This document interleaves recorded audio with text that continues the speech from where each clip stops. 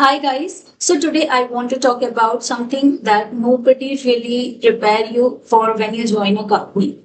What happens when you decide to leave? And trust me, this is something most people only thinks about when they already in the middle of it. And by then it's too late. Most of us is spending so much energy getting into a job, preparing for interviews, negotiating offers, but nobody talks about how to protect yourself when you exit. So today I'm going to break it all down for you in simple language. No legal jargon, just stuff you actually need to know. Stay till the end because the last point is something almost nobody talks about. So let me paint you a picture. Imagine this: someone worked at a company over more than 2 years, 5 years, 10 years, maybe. Gives everything, long hours, weekends, available even when the person is sick. Never say no to your manager as genuinely dedicated employee. Then one day the employee decide to move on. They resign properly, complete their full handover, return all company assets. They do everything by the book. And suddenly, out of nowhere, HR stop responding after the exit. Fake issue get raised. The relieving letter just does not come. And this person has no idea what their right are, what the company can or cannot do, and how to protect themselves. Guys, this is not a rare story. This happens every single day in companies across India, and the only reason people suffer through it is because they simply don't know their right. So let's change that today. Okay, so let's get into it. First thing, your relieving letter. This is not a favor your company is doing for you. This is your legal right. Under the Shop and Commercial Establishment Act, which applies to most of us working in offices, your employer is obliged to give you a service certificate when you leave. They cannot just hold it forever. If they do, that itself is a legal violation. First point. Second point, your full and final settlement. Whatever money they owe you, pending salary, leave encashment, anything, they have to clear it after your exit. They cannot keep sitting on it indefinitely. The Payment of Wages Act is very clear about it. Okay. The third point, and this one surprises a lot of people, your monthly salary slip is mandatory. It is not optional. If your HR is not giving you salary slip, that is violation simply. Fourth point, working hours. So guys, legally in most state in India, maximum 9 hours a day or 48 hours a week. Anything beyond that has to be paid as overtime. Those 14 to 15 hours days that many of us normalize, not okay legally, not even close to it. Fifth point, your leaves. You are entitled to casual leave, sick leave, and earned leaves every year. Your employer cannot keep canceling your leaves without valid reason. And whatever earned leaves are pending when you exit, they have to be encashed in your full and final.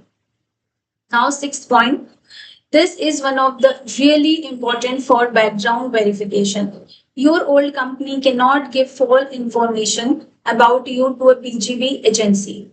If they marked you as absconding when you resign properly, that is defamation. That is actionable under law. So you should know about this and no need to scared of this that okay, if I do this, what will happen in the PGB verification. Seventh point, short notice period. This is really, really important. And a lot of people are scared of this. Yes, if your contract says 3 months of notice period, you serve only 1 month, they can potentially recover 2 months salary from your FNF. Okay. But that is absolutely worst case. No criminal case against you, no court case chasing you, no blacklisting, just a salary deduction at most. And even that is negotiable. Okay.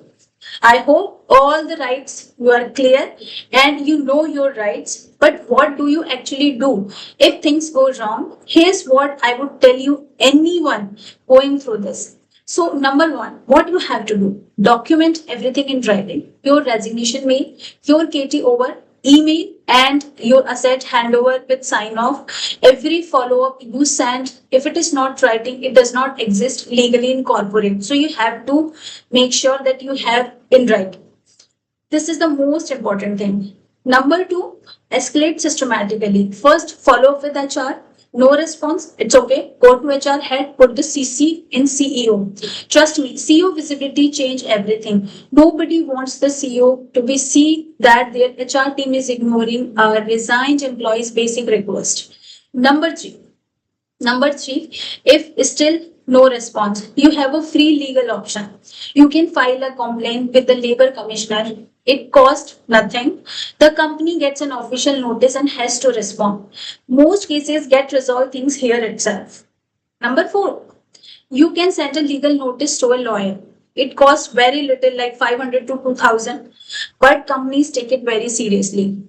And most importantly, know that their violations are probably bigger than yours. If they are asking you to pay notice period recovery, you can counter with overtime claims, leave denial, excessive working hours. A good labor lawyer can turn the whole situation around you. So look, I made this video because I see so many people around me going through difficult exit situations and suffering in silence. Not because they did something wrong, but simply because they did not know what they were entitled to. And that breaks my heart honestly. Information is power.